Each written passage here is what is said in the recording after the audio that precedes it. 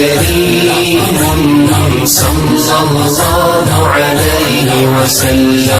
اعوذ باللہ من الشیطان الرجیم، بسم اللہ الرحمن الرحیم۔ احباب عزیز وقار، آج کی اس نشست کے اندر ایک ہندو رائٹر کہ جس نے سیرت النبی صلی اللہ علیہ وآلہ وسلم پر 500 صفحوں کی کتاب لکھی ہے اور بد مذہب رہا، ایک شخص نے، اس کے چاہنے والے نے سوال کیا کہ تو نے نبی کی سیرت بیان کی ہے اور پھر بد عقیدہ کیوں رہا؟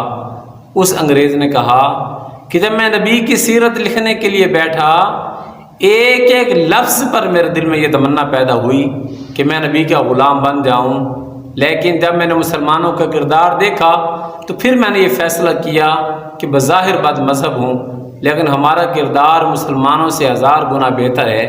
احباب عزیز وقار، اس نے یہ سچ کہا۔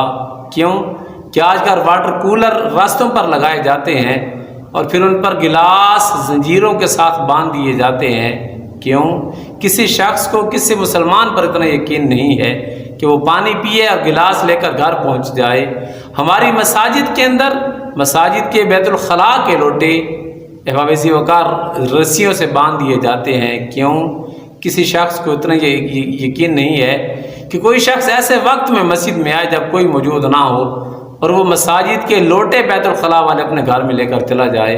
احباب عزیز وقار، نماز آپ بھی پڑھتے ہیں، ہم بھی پڑھتے ہیں، روزانہ ہر نماز پر کوئی نہ کوئی اعلان ہو رہا ہوتا ہے کہ آج فلاں شخص کی جوتی گم ہو جاتی ہے، آج فلاں شخص کی جوتی گم ہو جاتی ہے۔